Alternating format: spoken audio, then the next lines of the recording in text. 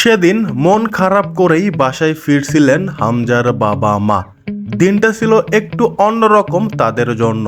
ইংল্যান্ডের লন্ডনে বিশাল ওয়েমলি স্টেডিয়ামে অনুষ্ঠিত হয় শেফিল্ড ইউনাইটেড বনাম সান্ডারল্যান্ডের চ্যাম্পিয়নশিপ প্লে অফ ফাইনাল।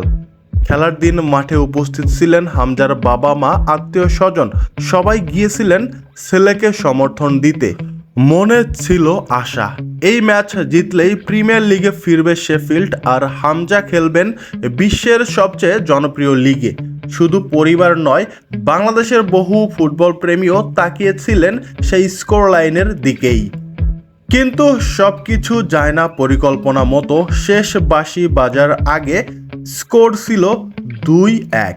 ম্যাচে সান্ডারল্যান্ড 2 গোল দিয়ে জিতে যায়, অন্যদিকে শেফিল্ড ইউনাইটেড হেরে যায় এবং ছিটকে পড়ে চ্যাম্পিয়নশিপ থেকে।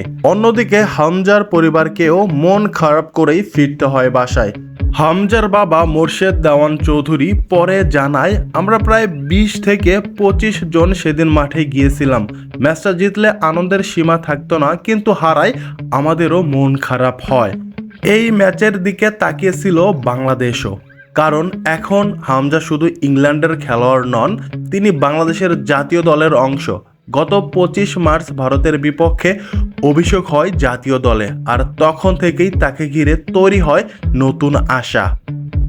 আগামী সিঙ্গাপুর ম্যাচকে কেন্দ্র করে এখনও নিশ্চিত নন কবে বাংলাদেশে ফিরবেন হামজা। তার বাবা জানায়, 1 থেকে 2 জুনের মধ্যে দেশে আসার চেষ্টা চলছে।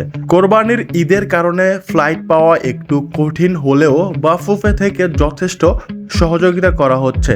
তিনি বলেন, আমরা চেষ্টা করছি টিকিট কনফার্ম করতে, আশা করছি 2 থেকে 3 তারিখের মধ্যে চলে আসব। এখনও চূড়ান্ত হয়নি। হামজা এবং সমিত ছাড়া বাকি 24 জন খেলোয়াড় ইতোমধ্যেই যোগ দিয়েছেন জাতীয় দলের ক্যাম্পে। সামনে রয়েছে ভুটান ও সিঙ্গাপুরের বিপক্ষে গুরুত্বপূর্ণ 2টি ম্যাচ। হামজার ফেরায় মধ্যমাঠে নতুন শক্তি পাবে লাল সবুজের দল। জানুয়ারিতে লেস্টার সিটি থেকে ধারে শেফিল্ডে যোগ দিয়েছিলেন হামজা। আজ তার ধারের মেয়াদ শেষ। এখন প্রশ্ন, তিনি কি শেফিল্ডেই থাকবেন নাকি ফিরবেন লেস্টারে? এই সম্পর্কে হামজার বাবা জানান, এখনও এ সম্পর্কে কোনো কিছুই ঠিক হয়নি।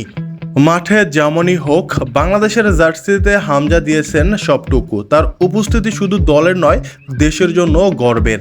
ম্যাচ হারে মন খারাপ হয়, কিন্তু স্বপ্ন কখনো থেমে যায় না।